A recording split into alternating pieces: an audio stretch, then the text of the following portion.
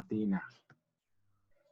Imagínense que en todo este tiempo hemos hablado y no nos hemos conectado. Bueno, no hemos grabado, imagínense, hasta ahorita estoy grabando, qué pena con ustedes. Pero bueno, entonces les estoy comentando porque de mi experiencia yo llevo muchos años en el tema de minería del carbón, he hecho exportación de carbón con una empresa familiar. Entonces, por eso les digo que es una de las industrias más interesantes, pues desde muchos puntos de vista, pero sobre todo el tema de la revolución industrial. Es la primera industria que ha revolucionado, que ayudó a hacer la revolución industrial. Entonces, y obviamente el petróleo también. Después la electricidad, pues es la segunda revolución industrial, o sea, la generación de energía como tal, la electricidad. Primero las máquinas a vapor, la primera revolución industrial. Eso vamos a verlo más adelantico en otra clase sobre las 4 revoluciones industriales. Bueno, pero entonces acá, fíjense lo interesante de esto, pues pasamos aquí a Elton Mayo, la teoría de las relaciones humanas, que realmente sigue siendo muy vigente porque las organizaciones principalmente son los seres humanos. Si no hay seres humanos en una organización, pues no hay organización como tal. Es decir, son creadas por el ser humano y se requieren de seres humanos para que operen. Ahora pues estamos con todo el tema de la era de la automatización y que muchas cosas y muchos procesos se hacen automatizados, robotizados, que inclusive los robots van a reemplazar al ser humano, etcétera, etcétera. Más sin embargo, hay toda una serie de teorías. Las teorías es que lleguen al nivel, o sea, que las máquinas logren llegar a pensar lo mismo que el ser humano. Pues todavía estamos un poquito lejos de eso. Han hablado que hacia el año 2050 puede llegar a darse la famosa singularidad, es decir, el momento en el que las máquinas puedan llegar a pensar lo mismo que el ser humano. Hay unos desarrollos bastante fuertes, obviamente, en robótica, pero todavía para lograr llegar a ese nivel faltaría mucho. Hay algunos movimientos, por ejemplo, para la creación de los modelos y los computadores cuánticos que podrían ayudar efectivamente a lograr esa singularidad. Google e IBM son los más adelantados en la creación de un computador cuántico. Ahí van, pero todavía pues falta hacer las pruebas que tienen que hacerse y a desarrollarlo como se tiene que desarrollar. O sea, en este momento un computador cuántico puede estar costando $5 millones. O 5 o 50, si no estoy mal. Como son como $50 millones un computador cuántico. Entonces, los únicos que tienen la plata para crear eso en este momento, pues, son las grandes empresas y en esa carrera están IBM y Google. Ah, bueno, y en la China creo que está Tencent, si no estoy mal, que es la que está en esa carrera.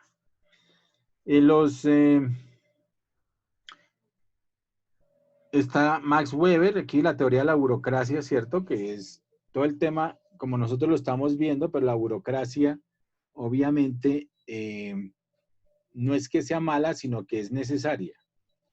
Es decir, la burocracia, tal y como está planteada en este momento, a nivel, por ejemplo, estatal o público, pues es lo que nosotros llamamos una cantidad de gente asignada a puestos. No. No es creación de puestos para meter gente, sino es que cada persona, y ese era el modelo burocrático en el sentido de que cada persona tenía su escritorio, su lugar de trabajo y su capacidad de trabajo, y que lo necesitaba la organización. O sea, se creaba el puesto de trabajo era porque la organización necesitaba de esa persona. Pero no era crear 1000 puestos de trabajo para meter 1000 personas solamente por un tema político, por ejemplo, burocrático, que ahora lo llaman la famosa burocracia, pero es con nóminas paralelas, con una cantidad de situaciones pues que no son las que se requieren realmente en las empresas. Por eso el manejo administrativo público difiere tanto y se vuelve tan ineficiente versus el manejo privado, que inclusive los empresarios, pues cuando les requieren salir de gente, pues salen de gente. Eso es lo que ha pasado últimamente, por ejemplo, con el tema de la pandemia por la baja demanda. El problema ha sido demanda, baja demanda. Es un tema económico, es un tema sociológico, pues porque obviamente tenemos una problemática, digamos, de supervivencia y de vida, que es la pandemia, y eso ha generado pues, una serie de restricciones y una serie de situaciones en las que el mundo ha cambiado, señoras y señores. El mundo cambió y nos toca adaptarnos a este nuevo mundo.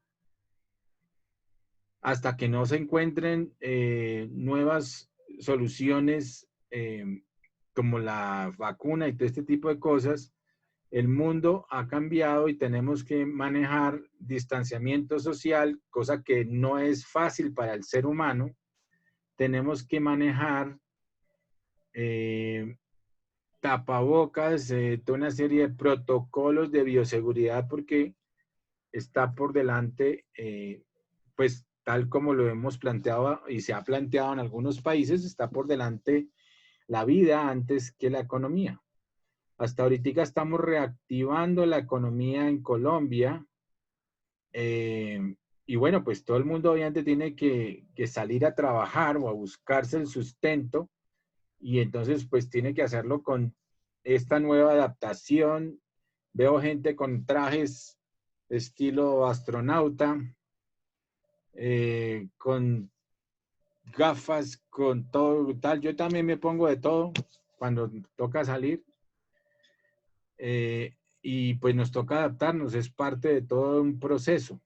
No es fácil, pero nos toca adaptarnos. El mundo cambió y cuando cambia el mundo, pues el ser humano siempre ha superado toda una serie de etapas. Acuérdense, todos los temas de las pandemias, pues el ser humano hasta que ha encontrado las vacunas y eso, pues puede volver, entre comillas, a su estado normal, pero estamos entrando en un estado normal en el que el estado normal ahora es el distanciamiento, los tapabocas, las restricciones y la bioseguridad, es decir, no tocarse, no abrazarse, no dársela ni siquiera la mano.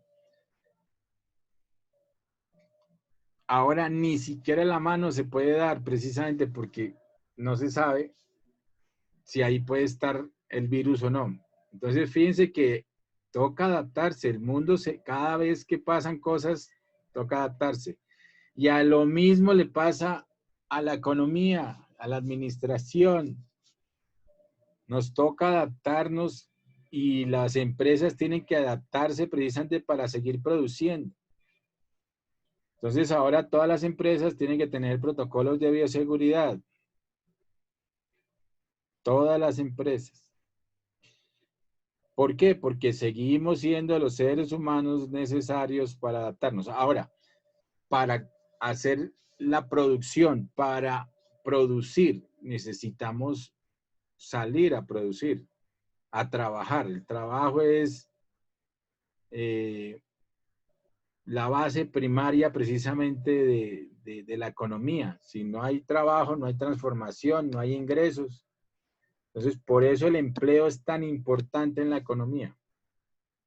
Pero más allá del empleo, lo más importante es la demanda, es decir, que haya demanda, la famosa demanda agregada, que les he dicho que es el mismo Producto Interno Bruto igual a. A ver, ¿quién sabe esa respuesta? ¿El Producto Interno Bruto es igual a qué? Jessica Galvis. Señor, el Producto Interno es Pues lo que nuestro país puede exportar, ¿no? ¿Y es igual a cuál ecuación que les he dicho? Ay, no sé, profe. Bueno, entonces apúntela Jessica Galvis. Sí, señor.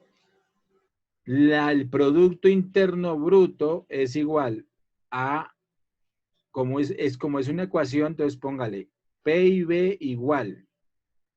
Vamos a ver si podemos hacer por acá algo así. A ver si compartimos por acá, mire. Entonces, vamos a poner acá texto. Entonces, Producto Interno Bruto, PIB, es igual. ¿Sí están viendo todos ahí? Igual Profe. al consumo más la inversión más el gasto público más las exportaciones menos las importaciones. Entonces, C es igual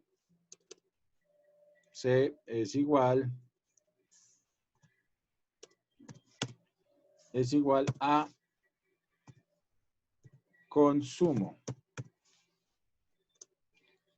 y es igual a inversión.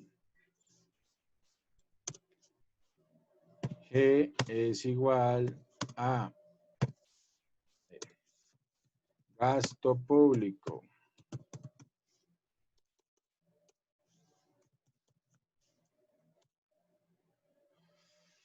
X es igual a las exportaciones y M es igual a las importaciones. Este PIB, ¿cierto? PIB es igual al Producto Interno Bruto, que es igual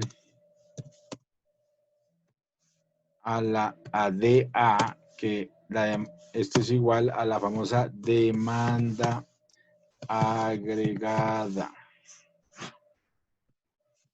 ¿Ok? Y entonces, esa demanda agregada o ese Producto Interno Bruto es el famoso PIB es un indicador de crecimiento,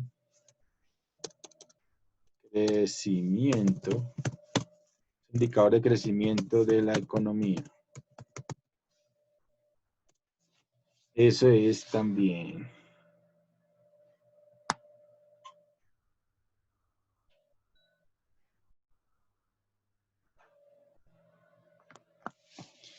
Entonces, ese es el famoso Producto Interno Bruto. Cuando a ustedes le quedan estos conceptos claros, así me toca repetírselos todos los días, todas las clases, se los voy a repetir hasta que se lo aprendan.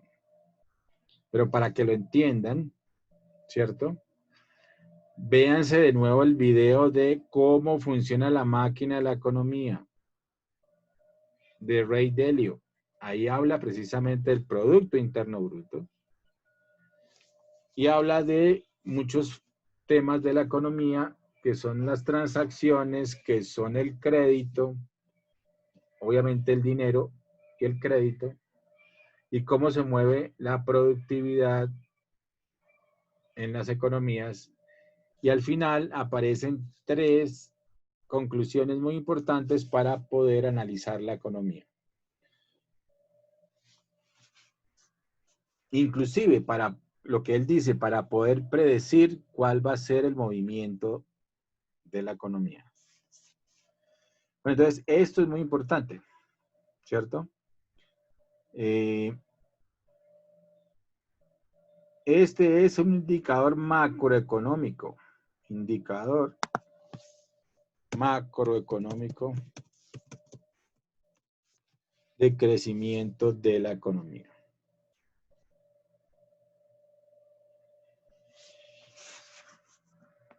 También lo verán en algunos lados, este X menos M es igual a la famosa balanza comercial. O sea, las exportaciones menos las importaciones también se les llama las exportaciones netas, que son igual a la balanza comercial. La balanza comercial, ¿cierto?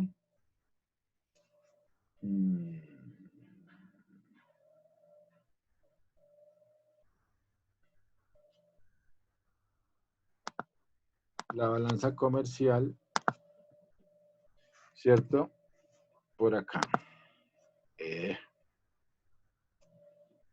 La balanza comercial. La balanza comercial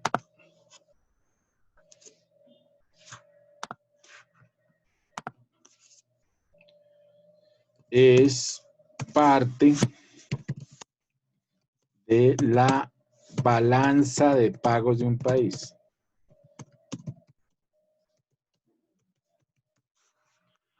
Este pedacito es una de las cuentas de la cuenta corriente de la balanza de pagos de un país. Entonces es muy importante tener en cuenta esto, porque este indicador es el que le da a uno la base de entender cómo está creciendo la economía. Por eso, el mundo entero se ha volcado con esta situación y está el mundo entero pendiente de una crisis más fuerte tal vez, aunque ya los países empezaron a reactivarse económicamente. Pero las últimas predicciones del Banco de la República en Colombia hablan de que Colombia está creciendo, inclusive a diferencia de todos sus otros países aledaños en Latinoamérica, incluyendo Chile, increíble, y que es posible que no sea tan fuerte el decrecimiento al final del año, porque la medida es anual y siempre se habla pues del crecimiento en términos anuales. Entonces, están hablando de que es posible que sea un crecimiento, digamos, no tan fuerte. Hay proyecciones, por ejemplo, de la subdirectora del Banco de la República, de apellido Mayhuasca.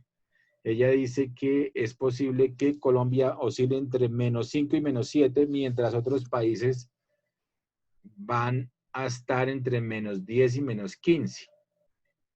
O sea, estaríamos, entre comillas, privilegiados, pues, porque no tendríamos un decrecimiento tan fuerte como otros países, empezando por la misma China.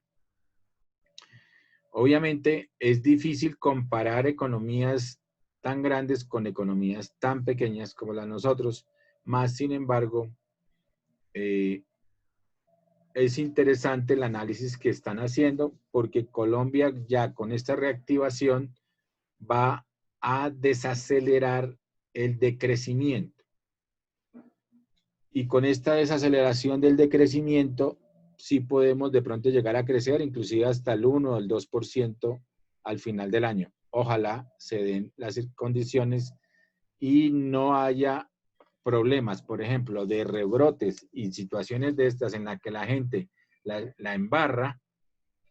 Entonces, y hay rebrotes, pues otra vez toca cerrar la economía, toca cerrarse otra vez. ¿Qué tal que haya un rebrote? Que no, ojalá que Dios no quiera.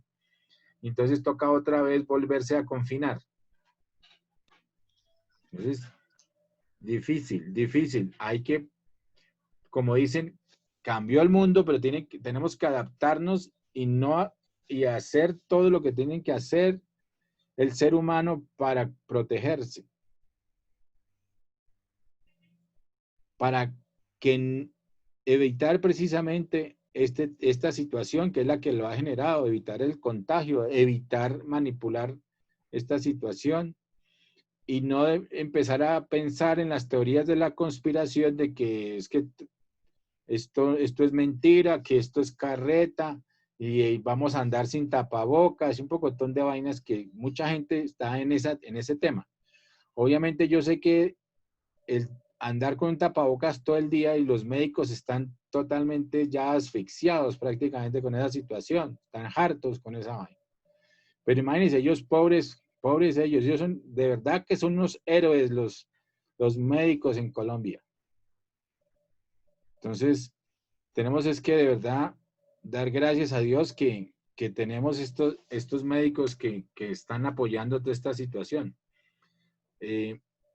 Es, obviamente es parte de su, como todas las profesiones, pero esta profesión en este momento es la más riesgosa del mundo.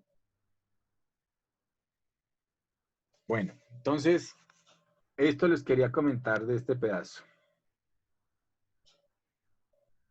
Esto tienen que aprendérselo porque uno como gerente, como administrador, como contador, lo primero que tiene que analizar es este tipo de cosas. Lo primero que tienen que entender en la economía es que la demanda es la que jala la economía. Si uno, desde que nace uno consume, desde que nace un bebé consume, desde que el ser humano nace está consumiendo.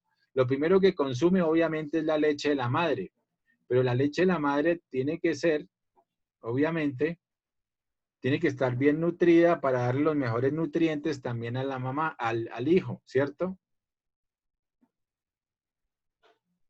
Cuando la madre no tiene posibilidades, por ejemplo, de darle leche a sus hijos que ya están consumiendo alimento, pues empieza uno a comprarle ¿qué? Toca los suplementos alimenticios o los tarros estos de leche, ¿cierto? Y obviamente empiezan todos los temas de ropa, alimentación, pañales, eh, eh, inclusive todos los temas de desarrollo cognitivo, entonces los juguetes, etcétera, etcétera. O sea, tantas cosas que empieza a consumir el ser humano.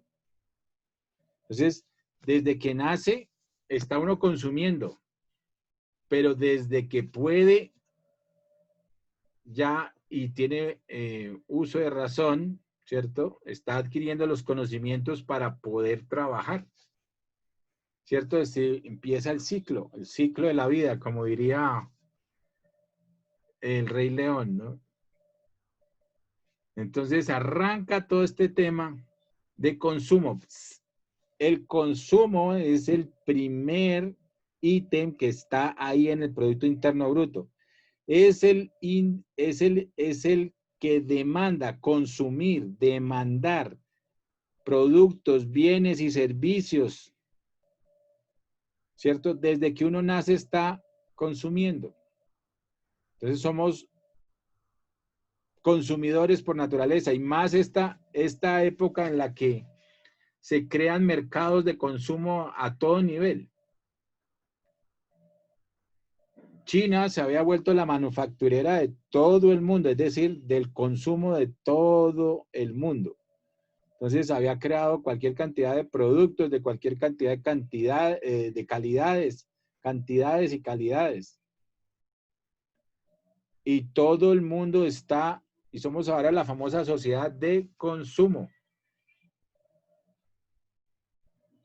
Deberíamos cambiar a ser la sociedad del conocimiento. Ahora estamos en ese proceso, creo yo. A entrar a la sociedad del conocimiento.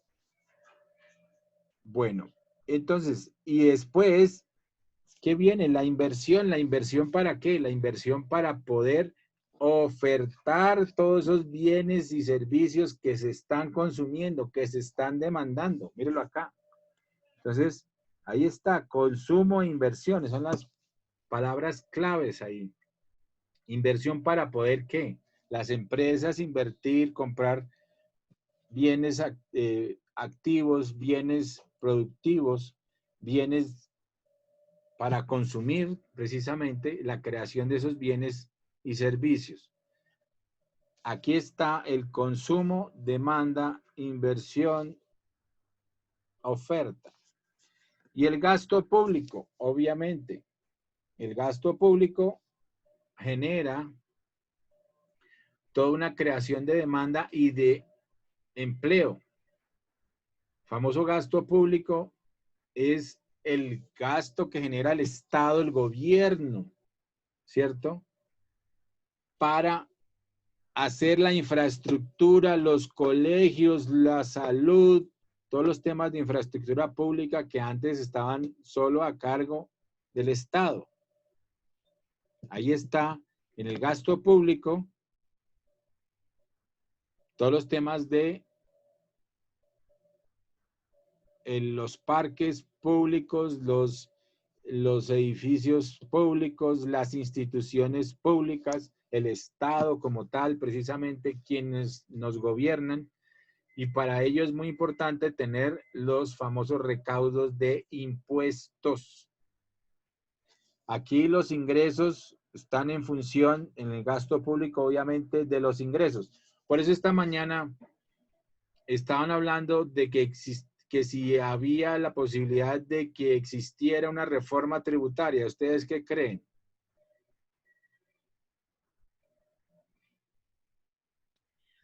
Pues igual la reforma tributaria, o sea, es anual, ¿no? Sí o sí. Sí, pero no hay en esta época situación, digamos, económica como para hacer una reforma. La cosa está muy difícil. Y no creo que el gobierno se atreva más con esta situación a tratar de proponer una reforma tributaria. Puede que lo necesite el país, pero no creo que se atreva. Bueno, aunque sea muy irreverente, ¿cierto? Puede ser. Pero este año por lo menos no. Yo creo que lo van a postergar por ahí para para el próximo año.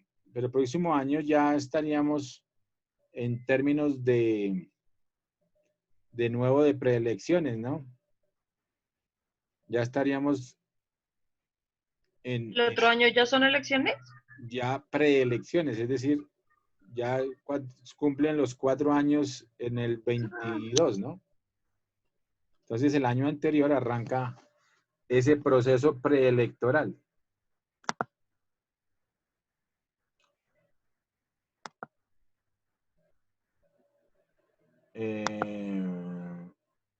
Bueno, entonces sigamos con este tema. Veo a Jessica desconectada, no la veo, no la veo. ¿Dónde está? Andrés.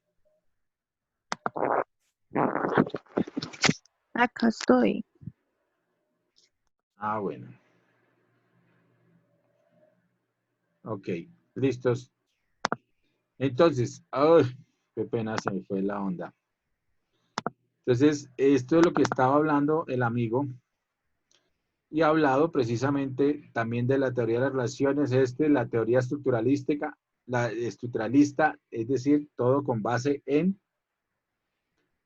el tema estructural de las empresas, la teoría de los sistemas, que todo funciona estilo los sistemas, que estoy resumiendo como muy rápido, pero la teoría neoclásica, Peter Drucker obviamente habla sobre la administración por objetivos, es el padre de la administración moderna. Peter Drucker pues ha hablado muchísimo sobre todo de ese tema, ¿no? De la administración por objetivos, es decir, cambiar el modelo de las empresas eh, a que sean empresas sin tanta carga estructural y sin tanta carga también, inclusive, eh, digamos, Profe, sí. esa teoría neoclásica es como parecía a los contratos de prestación de servicios, que es como O cumplir sea, que se podría utilizar el tiempo y todo para cumplirla, ¿sí? Algo así. sí, pero más que, o sea, trata, o sea, como es clásica, la clásica, acuérdate que la toma Henry Fayol, y Henry Fayol habla precisamente de unos controles, pero, digamos, la teoría neoclásica está más cargada de todos los temas de nuevas empresas, sobre el nuevo conocimiento, sobre nuevos controles, sobre nuevas formas de hacer empresa, nuevas formas de administrar, más que de hacer empresa, nuevas formas de administrar. La teoría neoclásica de Peter Drucker. Y una de esas es administrar en función de unos objetivos muy claros, hacer planeación estratégica, ¿sí? Más que todo por ese lado va la teoría neoclásica. Y utilizar los recursos más eficientemente, no desperdiciar tanto los recursos, ser mucho más, lo que hemos hablado, ser mucho más proactivos, ser mucho más eficientes, más efectivos, ¿no? O sea, ser eficientes y eficaces, porque cuando utilizamos las dos herramientas somos efectivos. Entonces, más que todo, por ahí va la teoría neoclásica. Ahorita tenemos sobre todo las teorías, las últimas teorías, pues hay muchísimas. Bueno, aquí hay otra, habla de otra teoría, la teoría...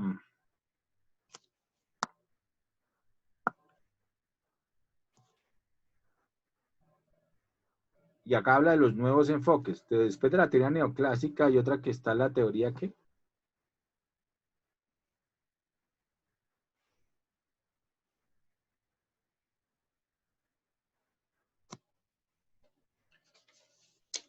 La teoría del desarrollo organizacional, ¿no? Es esta que está aquí abajo, el año 62.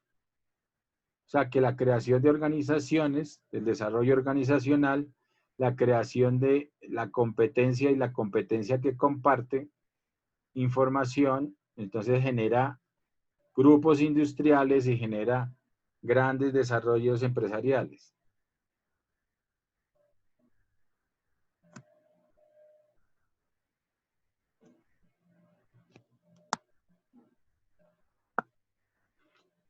Bueno, tratemos de oír un poquito más este video y si no, lo vamos adelantando para ir acomodándonos. Vamos entonces a profundizar un poco en cada una de estas para que funcione mejor y así poder dar de lleno a nuestra temática principal de este módulo.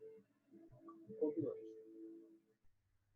Con relación a la teoría de la administración científica, estuvimos diciendo que fue la primera teoría que se expresó dentro del campo de la administración. Su precursor, como aparece acá, fue el señor Frederick Taylor en el año de 1903. Tenemos que los énfasis fueron las tareas, la eficiencia y la productividad. Dentro de esto, O sea, vayan anotando eso, son cosas importantes precisamente. El énfasis, las tareas, la eficiencia y la productividad. Esa es la administración científica. Enfoque, racionalización del trabajo a nivel operacional. Elevación de la productividad mediante una mayor eficiencia en la producción y salarios más altos a los trabajadores. Uso de la ciencia.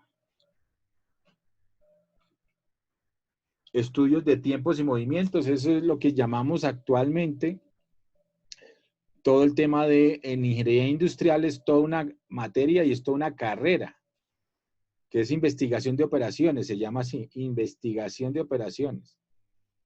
Entonces, y la investigación de operaciones ha dado ya, inclusive hay software, hardware, que actualmente hacen toda esa investigación de operaciones automatizadas.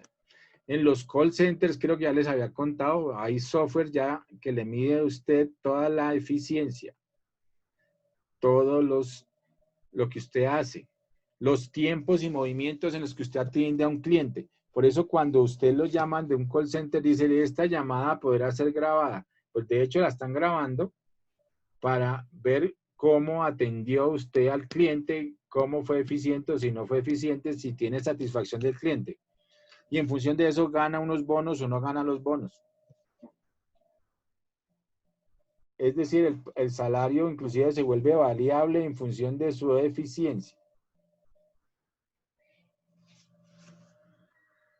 Entonces, y eso sale, digamos, la base de esto es desde esta administración científica, porque desde ahí arrancó el tema. Entonces, si usted es eficiente y es productivo, pues le pagan.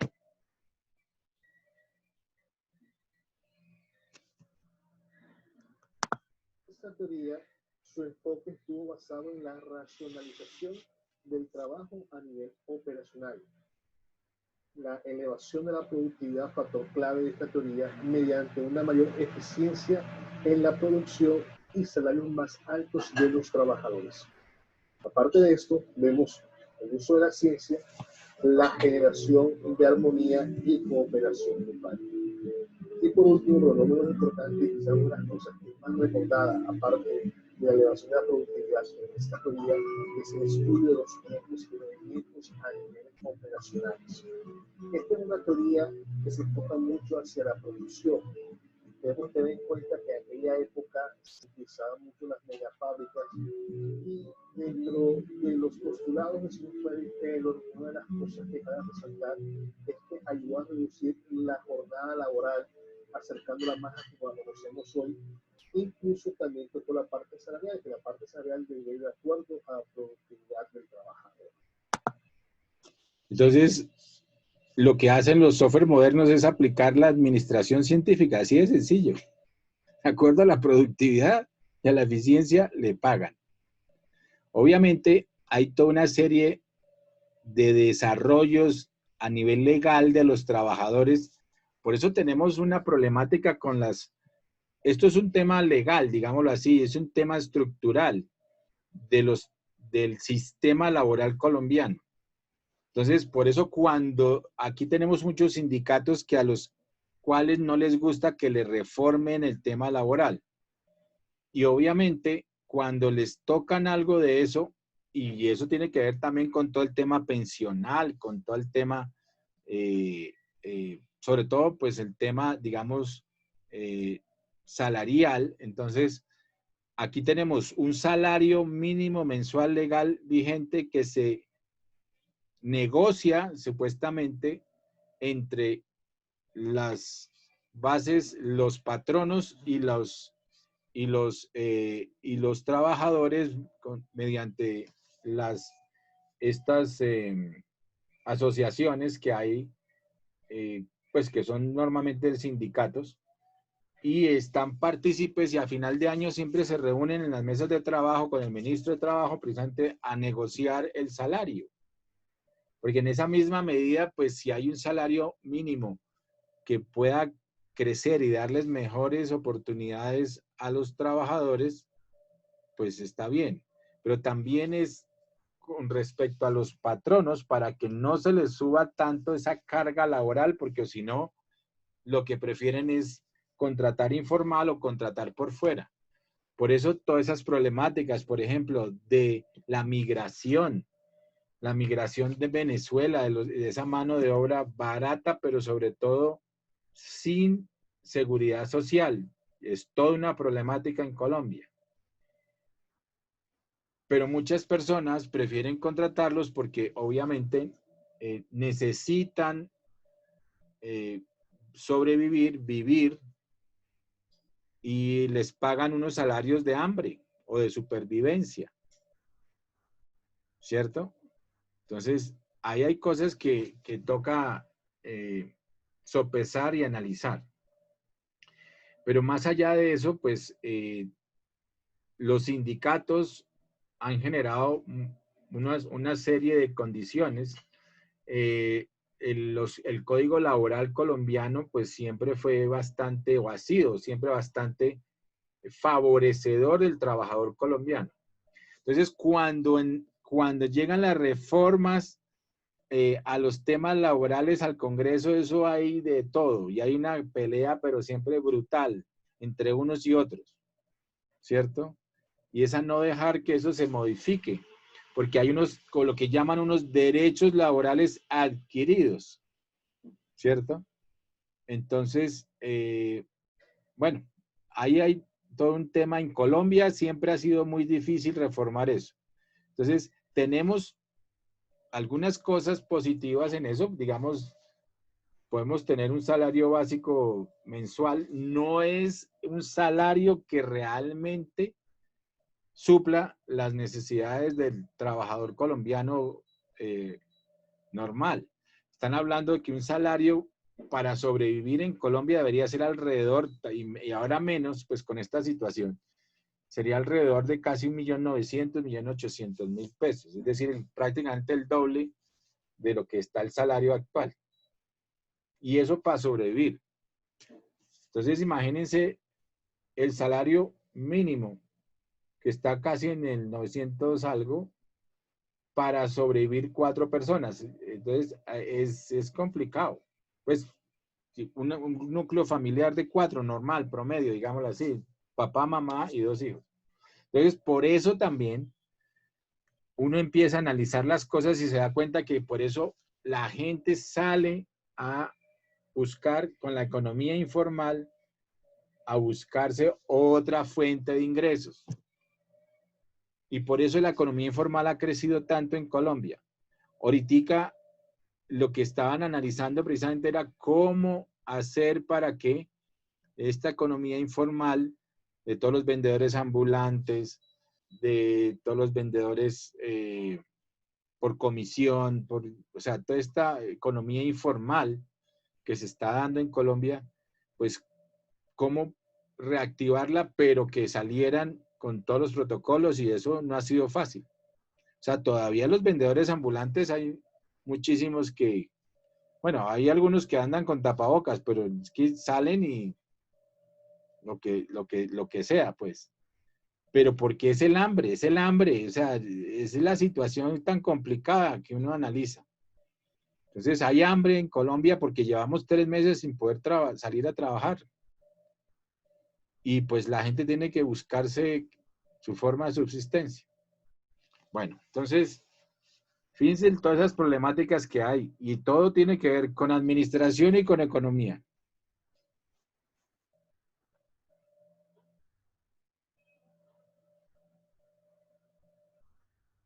Con administración pública, con toda la economía y con la administración privada. ¿Cómo van a ser las empresas para reactivarse? O las que ya están reactivándose.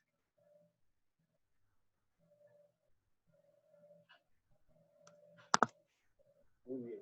Esto es más o menos unos grandes esbozos Entonces, de lo que fue esbozos de la administración científica es esto. la administración. Vamos con la teoría clásica de la administración. Su precursor, el señor Henry Fayol, en el año 1916. Henry Fayol, en 1916. Su énfasis, la estructura y la eficiencia. ¿Cuál fue el enfoque de esta teoría? Un enfoque hacia la organización formal. Entonces ahí está el énfasis, la estructura y la eficiencia. El enfoque, organización formal. Entonces, que tiene que tener estructura, la famosa estructura, organización. Principios generales de la administración, dijimos que eran 14, ¿no? Funciones del administrador, que también las vimos están en el mapa de administración. Y funciones básicas o actividades industriales, ahí están las técnicas comerciales, que eso lo vimos como las áreas funcionales de la compañía, ¿no? Aquí aparecen los principios generales de la administración. Aparecen también las funciones del administrador, o también aparecen lo que son las funciones básicas o actividades industriales, como las técnicas, las comerciales, las financieras, de seguridad administrativa y contable. Cabe resaltar. Entonces son como las áreas funcionales también de la organización, planteadas por Henry Fayol. Que entre los principios generales podemos encontrar 14 de ellos que aún hoy día muchos se aplican. Los 14 principios generales de la administración, y si les vamos a ver, muchos se aplican, sí. Una cosa que también es importante decir es que el hecho que estas teorías tengan una trascendencia en el tiempo o que vengan de hace casi un siglo, no quiere decir que muchos de sus postulados aún no se encuentren vigentes. Claro que sí. Lo que pasa es que de acuerdo a la organización, de acuerdo al tipo de empresa, vamos a encontrar como una o varios principios o postulados de diferentes teorías se pueden combinar para la eficiente administración de estas instituciones. Muy bien, y continuamos por último en esta sesión la teoría de las relaciones humanas. Entonces, el precursor es Elton Mayo. Tenemos como precursor al señor Elton Mayo en el año 1932. Como su nombre lo indica, el énfasis son las personas. ¿Cuál es el enfoque que se usa en esta teoría en particular? Nos habla acerca de las influencias de las actitudes y relaciones sociales en los grupos de trabajo en el desempeño. ¿Qué quiere decir esto? Que las relaciones entre los individuos, ya que la organización es un grupo social, por el simple hecho de ser social, existen relaciones entre los individuos que la componen. ¿Puede este tipo de relaciones servir para beneficio de la empresa en el sentido que ayude a la consecución de los objetivos de la organización o puede ser pie de tropiezo para estos mismos? Otra de las cosas que nos aporta esta teoría es acerca del sentido de pertenencia del trabajador hacia la organización. Ese es el famoso, la creación del sentido de pertenencia a las empresas es muy importante. Hay que motivar a los trabajadores, ¿cierto? La motivación y de acuerdo también al liderazgo. Entonces, ahorita es las nuevas teorías, obviamente, ahí está el mentoring y el coaching, es si usted tiene la suficiente capacidad de transmitir ese liderazgo y de tener la capacidad de buscar inclusive nuevos trabajadores que lideren y trabajadores que inclusive los llegasen a poder reemplazar a usted. Entonces, haciendo hasta mejor su misma labor. Lo que pasa es que nosotros tenemos todos los conceptos al revés, ¿no? Es de que, no, yo llevo aquí mucho tiempo en la empresa y no quiero que me quiten mi trabajo y no quiero dar esa información, ¿cierto? Porque entonces me sacan. O viene uno nuevo y le pagan menos y hace lo mismo que yo. Esas son las teorías, ¿no? La situación actual de los empleos, ¿no? Entonces, como la que utilizan la reingeniería es precisamente para acabar los puestos de trabajo y aplicarle al nuevo que llegó, entonces tenga esta carga laboral, lo que hacía el otro tenga y usted lo hace y le pagamos lo mismo. Eso no, eso está mal planteado, eso no es reingeniería. Y la otra cosa es, pues que las organizaciones son grupos sociales. Entonces, hay los famosos temas de comunicación formal e informal. Entonces, muchas veces, esa famosa comunicación informal se vuelve un ruido en la organización, ¿cierto? El famoso chisme, el famoso corrillo, que no genera productividad, sino genera malestar, genera incertidumbre, genera procesos precisamente, o sea, no está mal compartir, pero hablar mal de las personas, hablar mal de la organización, generar incertidumbre en la organización, eso genera problemas y son personas precisamente disociativas. Entonces, eso es lo que hay que acabar en las organizaciones. Entonces, el chisme, pero el chisme malo. El chisme destructivo, pues porque podrá haber chismes simpáticos, pero el chisme destructivo y el chisme que genera incertidumbre, eso genera problemas en la organización y eso hay que cambiarlo. Obviamente hay que dinamizar los grupos y para eso hay muchas nuevas técnicas, sobre todo técnicas de motivación grupal, que hay que aplicar. Hay que buscar precisamente que la gente esté bien. No sé si les contaba de algunos ejemplos, digamos, de empresarios colombianos. Tal vez les conté algo de Arturo Calle o no. ¿No? No, profe. Arturo Calle, por ejemplo, es un ejemplo en esta situación.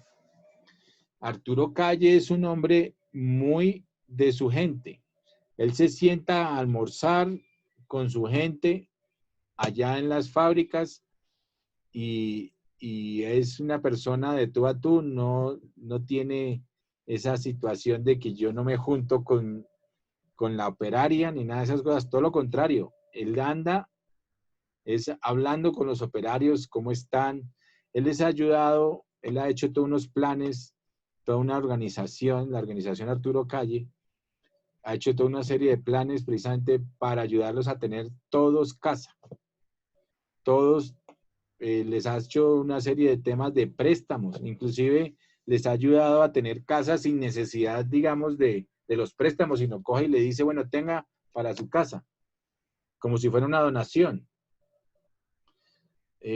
Ahorita lo tienen pues mucho más estructurado. Y todos, por ejemplo, y eso fue lo que hizo ahorita en el tema de la pandemia, hizo todo lo necesario y no echó, según dicen, no echó ni a un solo empleado. Y al no echar a ningún solo empleado y seguir pagándoles los salarios, pues eso es un tema de un esfuerzo empresarial muy grande. Obviamente, pues sí, el señor ya tiene los recursos, gracias a Dios y todas esas cosas y lo puede hacer.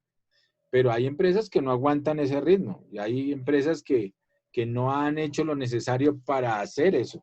O hay empresas que sencillamente dicen, ah, no, si esto me cale a mí, pues que le cale a todo el mundo. Entonces, desafortunadamente a las empresas, chao. A los empleados, chao. Si a la empresa me fue mal, pues a los empleados, chao. Entonces, hay cosas loables que uno tiene que apreciar. Entonces, por eso, digamos que hay una especie, en este momento hay una especie de gratitud y no solamente con este tipo de empresas, las empresas que mantuvieron a sus empleados, gracias a Dios, y que en este momento pues ya se pudieron poner a reactivar, pues lo que uno tiene que hacer, digo yo, uno tendría que hacer como ciudadano, entendiendo esa situación, pues es cuando pueda comprarle algo, en vez de comprar una camisa extranjera, pues yo voy a comprar una camisa de Arturo Calle, de Arthur Street, porque hay que apoyar a esa persona que apoyó a tantos colombianos también, ¿cierto? Ese sería como la retribución que uno podría hacer como consumidor. También uno puede actuar como consumidor responsable, ¿ok? Y apoyando a la empresa colombiana. Eso es lo que tenemos que hacer. Bueno, sugerencia, ¿no? Lo que deberíamos hacer. Ok.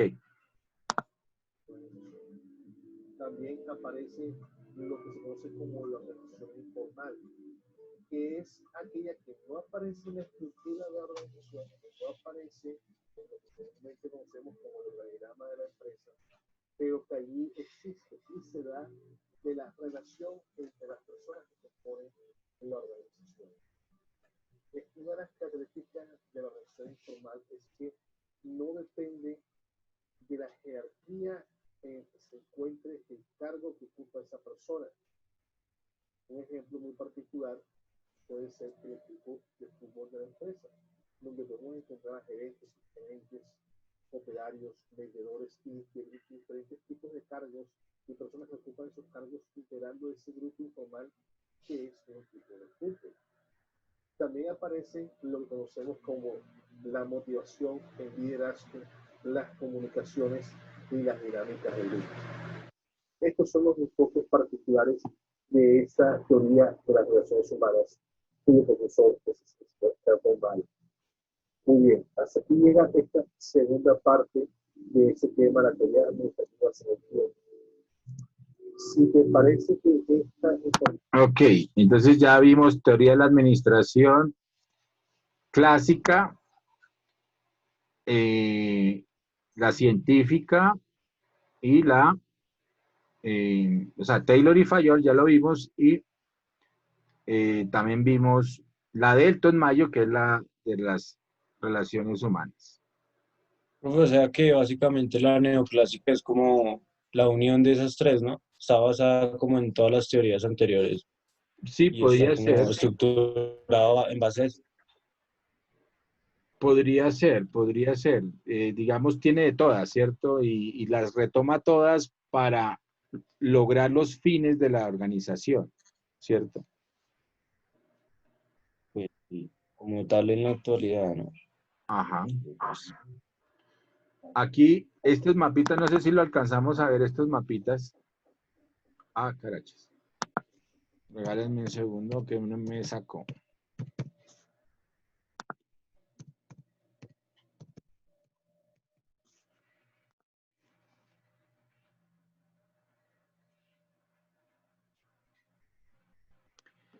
Este lo vimos, pero entonces ya lo puse un poquito más negrito. ¿Sí ven que su profesor trabaja por ustedes? Miren, está más clarito. Entonces, este mapa lo habíamos visto antes, ¿cierto? Y vea que está bien estructuradito, está por, por las fechas y con los énfasis, véalo. Entonces, está la teoría clásica, estudio del tiempo y de los movimientos, la eficiencia y al final tiene que ver con estructura organización. Henry Fayol, estructura organización. Lo mismo, la teoría de relaciones humanas. Esto es lo que acabamos de ver, estas tres. Entonces, Max Weber, teoría de la burocracia.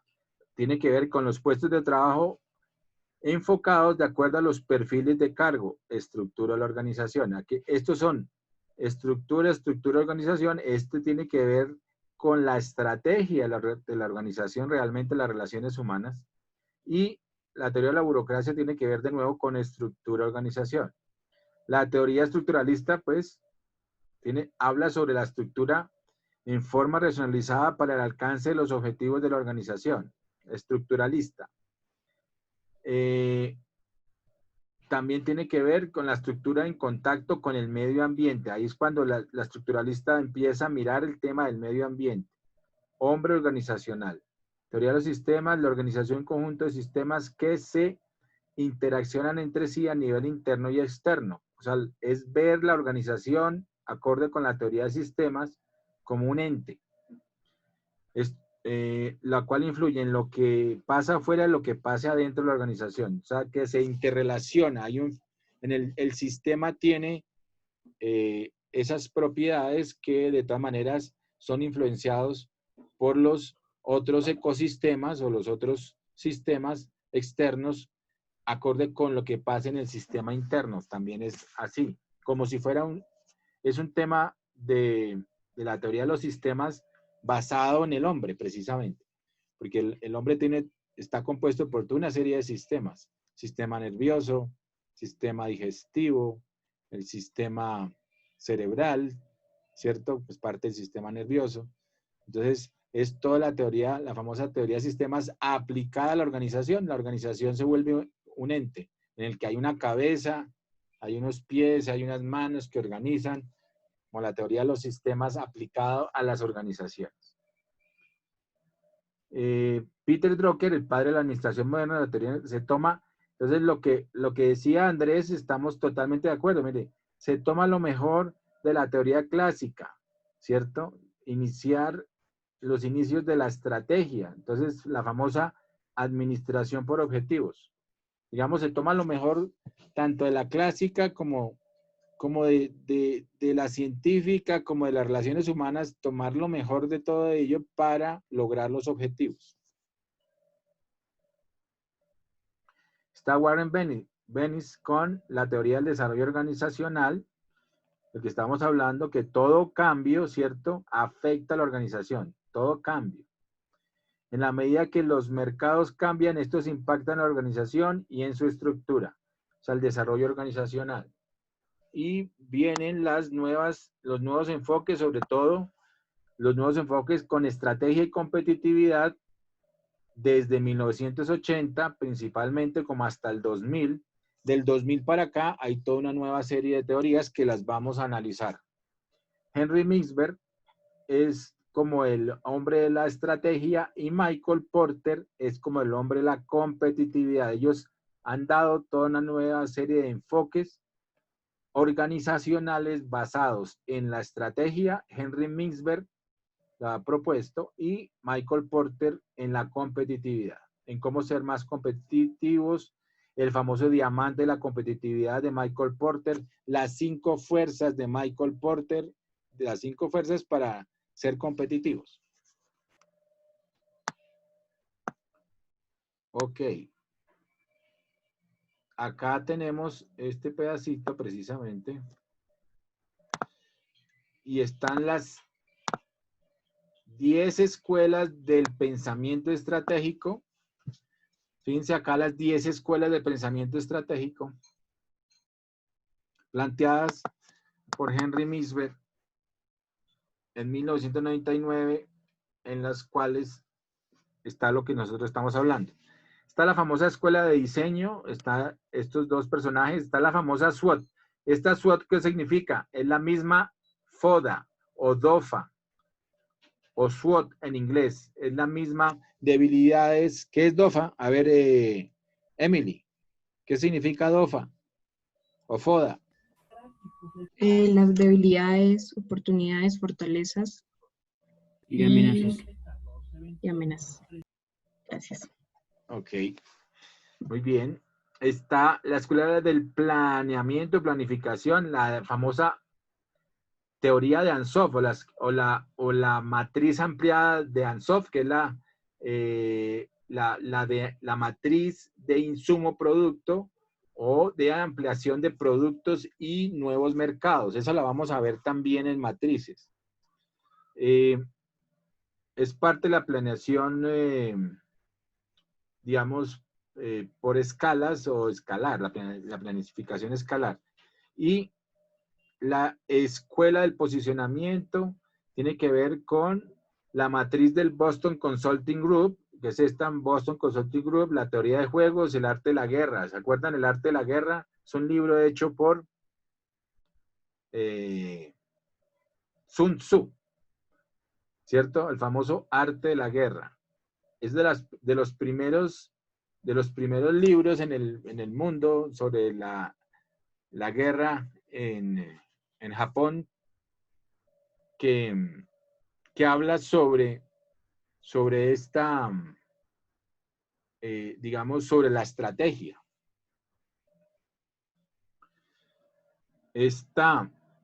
Ahí tenemos que ver ventajas competitivas, cadena de valor, las 5 fuerzas, eso es Michael Porter en 1980 y 85. La escuela empresarial habla sobre Schumpeter. Schumpeter habla en 1950 sobre la creación del famoso emprendedor o los estilos, digamos, de dirección. Esto es los famosos estilos de dirección del emprendedor. Escuela cognitiva habla precisamente del whole brain model, o sea, un modelo mental, habla sobre los grupos de pensamiento. Esta escuela cognitiva, acuérdense que hay unas herramientas que es, por ejemplo, el famoso brainstorming, o sea, la lluvia de ideas. La lluvia de ideas para empezar a generar nuevos cambios en la organización y cambios estratégicos. Escuela de aprendizaje está CESI Model, aprendizaje organizacional o la gerencia del conocimiento de Prahalad y Hamel. Hamel también es uno de los que ha creado la herramienta de la reingeniería. Hamel es creador de la reingeniería también. Está la escuela de poder, o sea, del análisis de las fuerzas del entorno. Aquí en esta escuela del poder podríamos ver, por ejemplo, la PESTEL, ¿no? PESTEL podría servir aquí en estos análisis de las fuerzas del entorno. ¿Qué significa PESTEL? ¿Quién quiere hablar? ¿Andrés o Valentina? Valentina, PESTEL.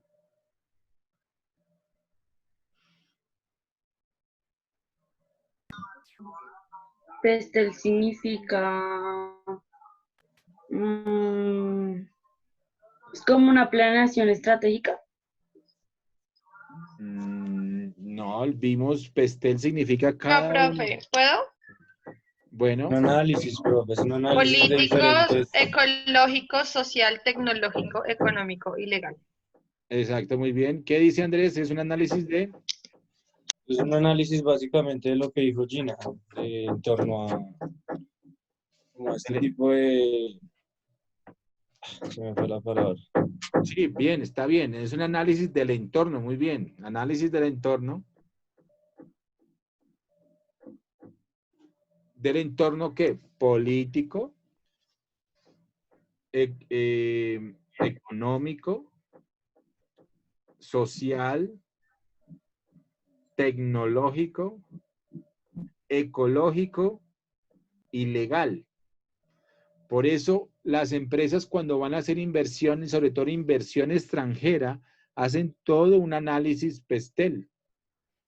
Hay empresas que lo llaman desde el punto de vista legal, por ejemplo, cuando analizan una empresa,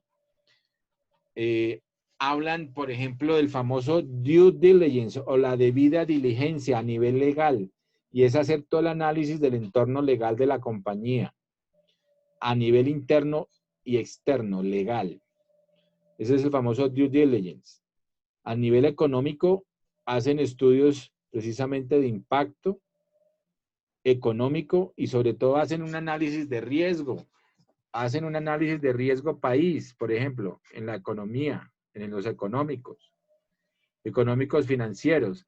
Entonces, si van a invertir en Colombia, por ejemplo, miran, por ejemplo, la calificación de riesgo país. Calificación de riesgo país, si está muy alta, pues puede haber riesgo, un riesgo más alto. Si está más baja, pues menos riesgo. Y entonces, eso le dan las calificadoras de riesgo a nivel mundial. Entonces, y hay un indicador de riesgo país. Entonces, por ejemplo, el indicador de riesgo país en Venezuela pues está disparado. Nadie quiere invertir allá por todos los riesgos que hay.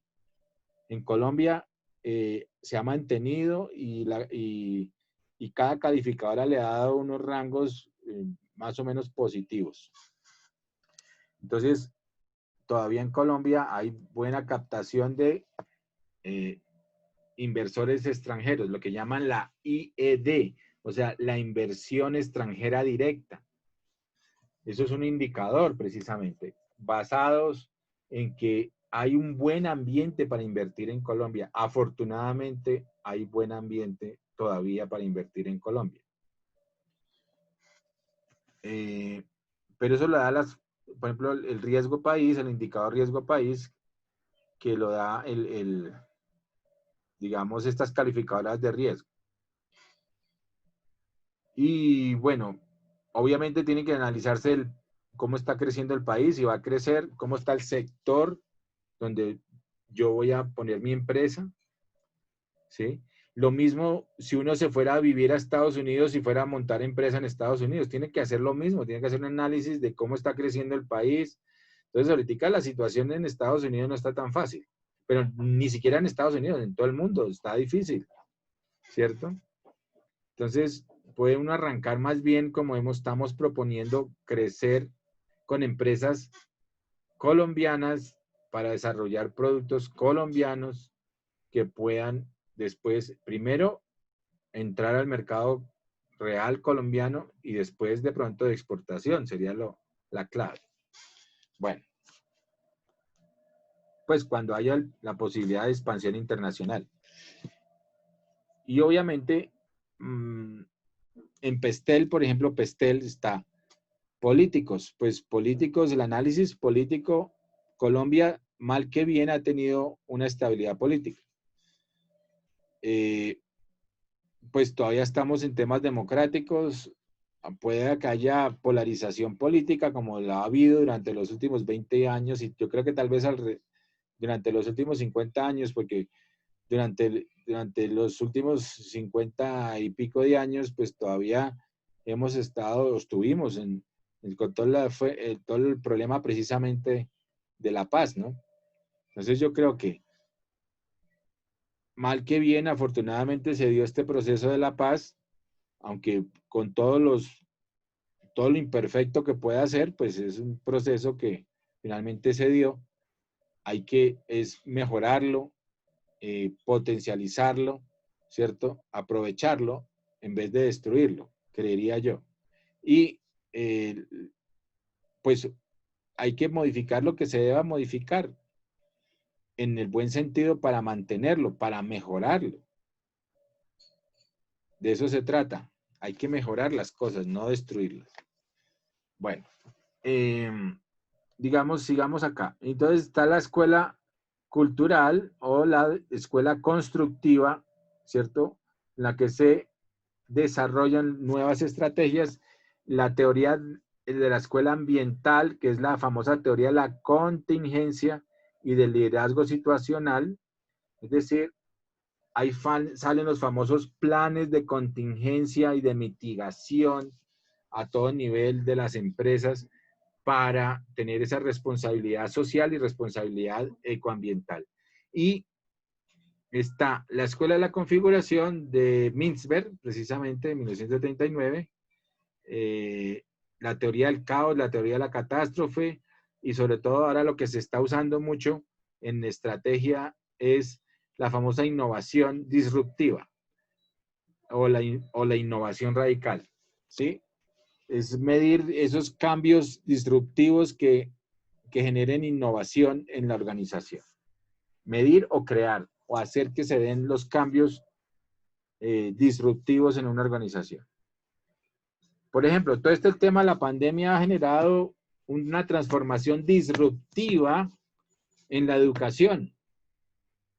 Pese a que ya existía, pero ahora todos nos estamos comunicando por este medio, por el medio del Zoom, por el medio de las plataformas tecnológicas. Eso es totalmente disruptivo. Pero fíjese cómo todos nos hemos venido adaptando. Puede que no nos guste, puede que no sea la mejor forma, que la mejor forma sea presencial, pero el ser humano es tan capaz y tan adaptable que lo que ha hecho es que esto mejore. O sea, nos vamos mejorando las posibilidades. Estamos ahora, por ejemplo, con esta plataforma. Tenemos, a Dios gracias, esta plataforma que podemos tener la información, podemos compartirla, tenemos la posibilidad de revisar la información entre todos y revisar lo que el profesor ha hecho acá, ¿cierto? Y revisar el conocimiento y poder apearnos de esos conocimientos. Bueno, muchachos, esto era el recorderis para volver a tener el tema de la... Ay, me sacó, qué pena.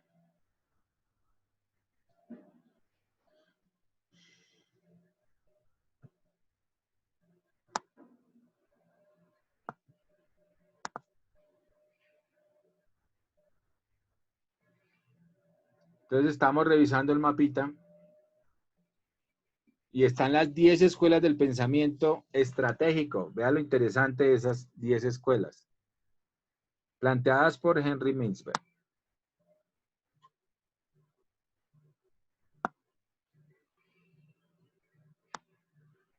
Bueno, entonces ya revisamos de nuevo las teorías científicas, la teoría de las relaciones humanas, la teoría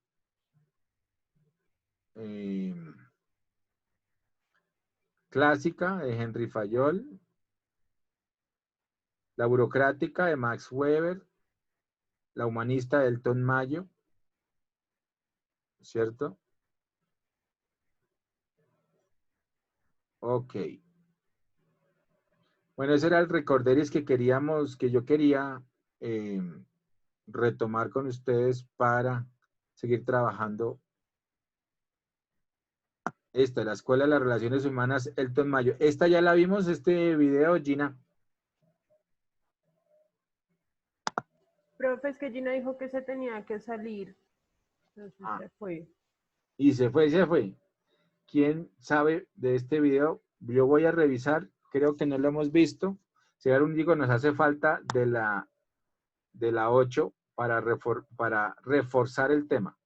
Si no, mañana arrancamos con esta de la neoclásica y de la administración por objetivos, que es importante revisar. Y seguimos con lo que era el tema de hoy. Lo que pasa es que estoy retomando de lo anterior para que no se queden por ahí cabos sueltos. Es preferible repetir. Me excusarán los que están muy pilas y todo eso, pero es preferible repetir para reforzar el conocimiento. No se preocupen tampoco por el tiempo, pero vamos bien, y lo importante es que sepan claramente los conceptos.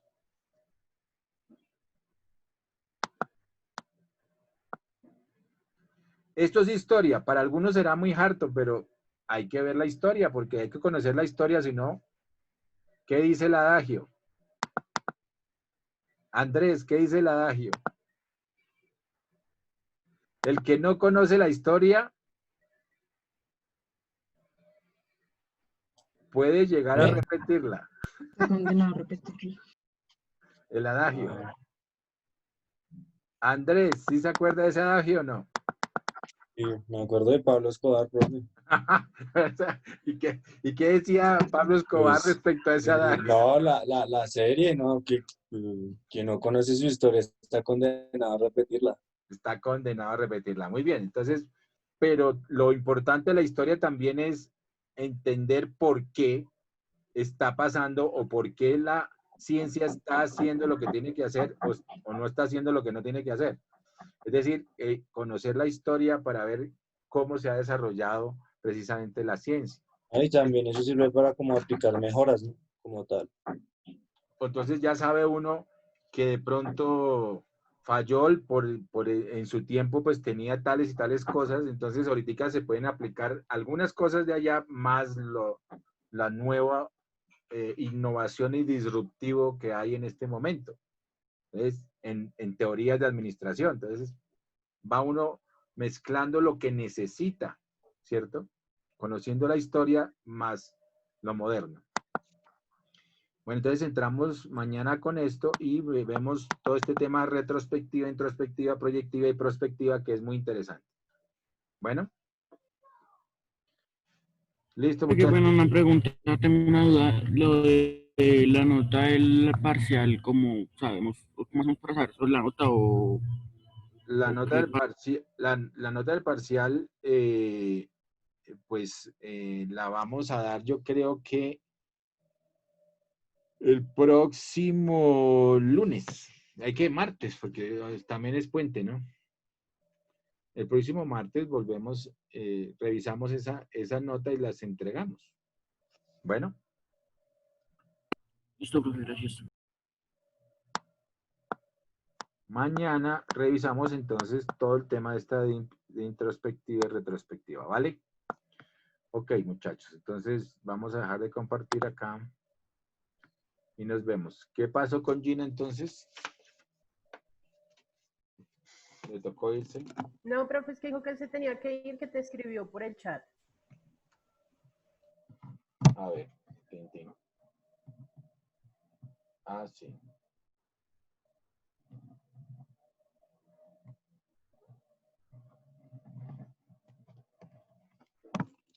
Ok. Bueno, entonces estamos todos a excepción de nuevo de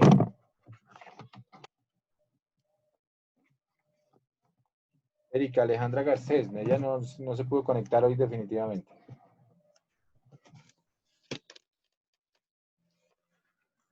¿Cierto? Ok. Listo. Sharon, no te veo por video. Entonces nos vemos mañana, muchachos. Que tengan bien resto de día. Chao. Bueno, chao, profe. Chao, profe, Gracias, profe. gracias.